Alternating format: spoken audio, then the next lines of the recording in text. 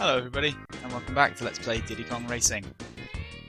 I'm just going to chill here for a bit on the player select screen and listen to this awesome bumper version of the music here.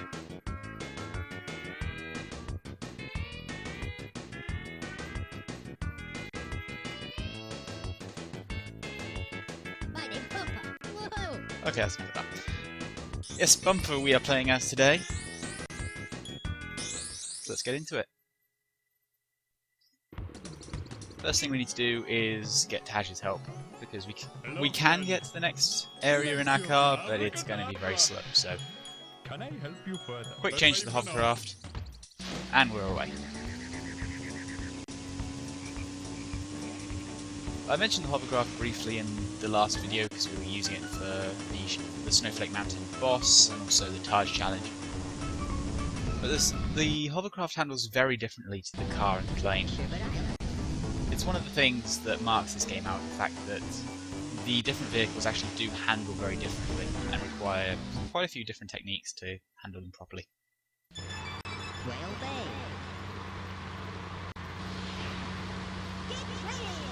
One of the things I haven't mentioned yet is that each of the characters has their own colour. This was something that was actually taken out of the DS remake, which kind of disappointed me. Every character gets just a basic yellow vehicle and that.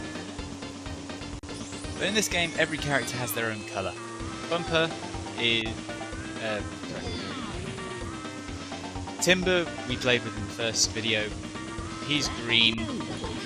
I forget what Crunch is. I think Crunch is black or a darker colour. But Bumper is yellow, for seemingly no reason. Whale Bay is kind of a difficult track, especially when you're just getting used to the hovercraft. It has a lot of sharp turns. It has that tough kind of hidden shortcut going over the pirate ship. You don't know the whale is going to rise up until you're right on top of him. Unless you just see it out the corner of your eye as you get close. The other way of getting around that corner is just to go straight over that sand dune. Everyone kind of has their own way of getting around that corner. There's no one definitive best way of going around it, from what I gather.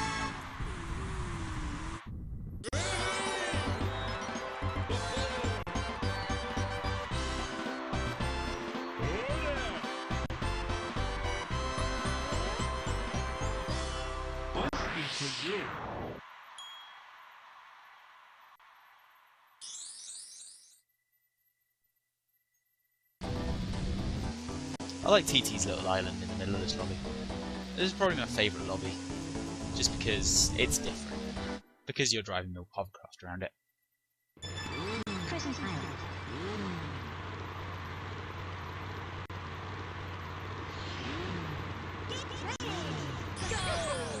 So Crescent Island, and this is where the key is for this level, for this world. And it's a giant dick move. Look at this. You can see this little alcove in the side of the rock from the track, and here's the key. And because the water's bobbing up, we need to wait for it to be the right level before it'll actually register us getting the key. Obviously we're not going to win this race, so let's just get the key in the door.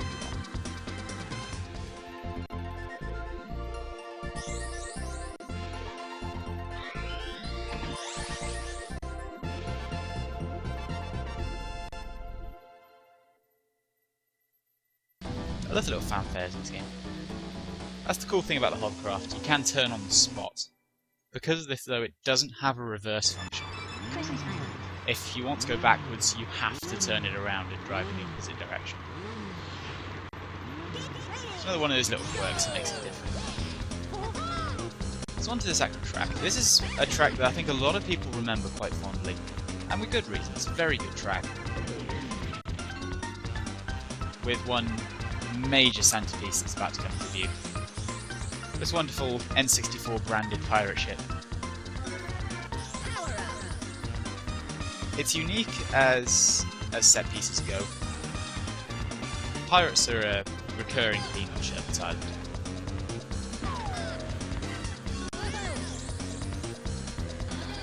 This shortcut here is kind of risky, and unless you're using a lightweight character, not really worth the risk, because more often than not you're just going to end up running into that slope there. That's the magnet, and the first time we've seen it. If there's someone in range, it'll pull you closer to them, effectively acting as a rubber banding speed boost. We're not in any danger of being behind anyone though, so we'll just get rid of it. That's another route up there. I don't think it's really not worth it to go up there. Again, unless you're using a lightweight character and you have the maneuverability. You're not missing any zippers in the pirate ship by taking that route, so it's really up to you which version you prefer. This is why you go along the outside and don't come through here. It's incredibly bumpy in here, and chances are you're gonna hit the wrong one out of that big line of balloons and lose whatever power up you're trying to build up. Skidding makes that inside section a lot easier because it's really tight. It's all slopes and cambers, and you can often find yourself just sliding towards the outside and getting stuck in the wall.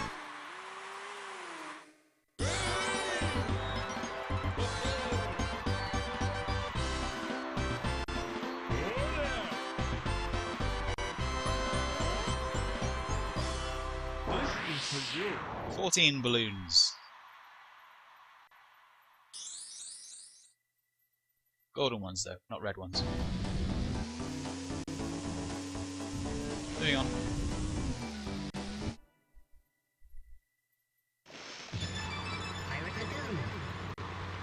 This course is a dick and a half.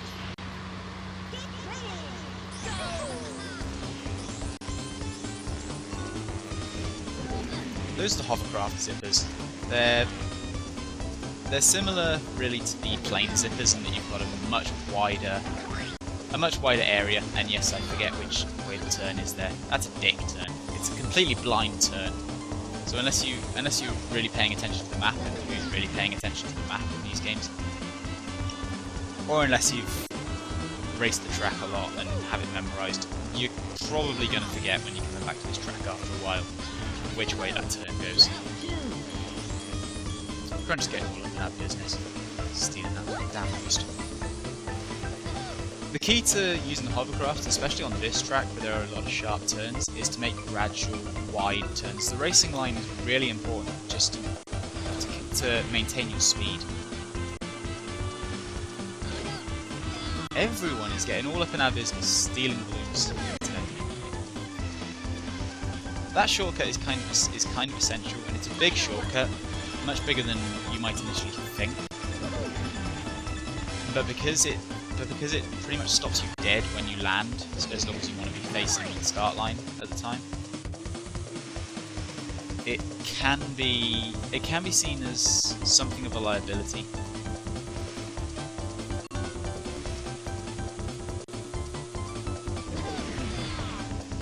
Because hovercrafts have very different handling, they can't skid like a car, and they don't knife edge like a plane. So the L and R buttons do a little hop, which if you use it when you're turning, it'll carry you forwards a little and then stop you dead, so you can just drive off in the one direction. If you're drifting off towards the outside, it's a really good emergency save. But for general turning, it's not really much use, and you won't save much time from doing it. We have 15 balloons. The next track requires 16. Yep, we need to go back out to the island and find ourselves another hidden balloon.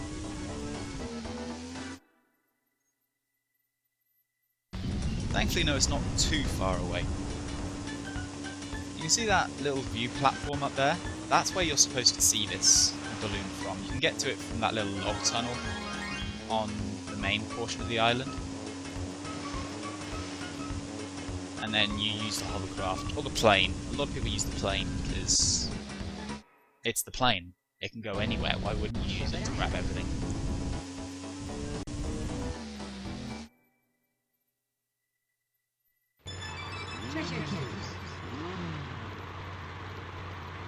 Another cool little detail that you sometimes see in this game is that every world has its own unique start banner.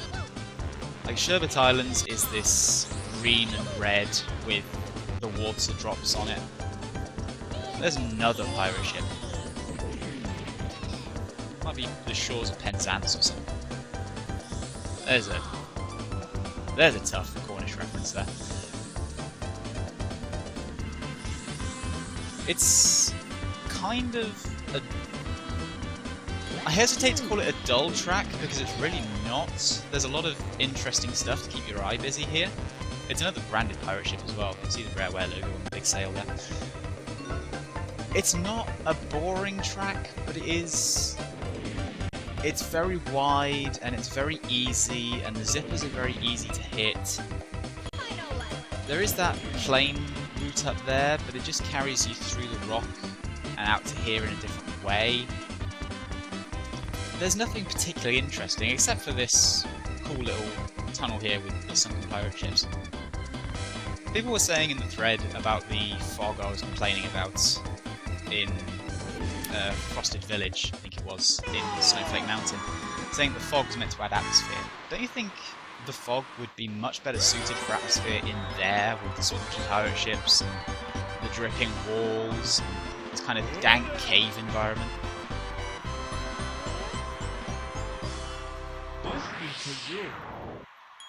Anyway, we've completed all the races, so bring on the trumpets.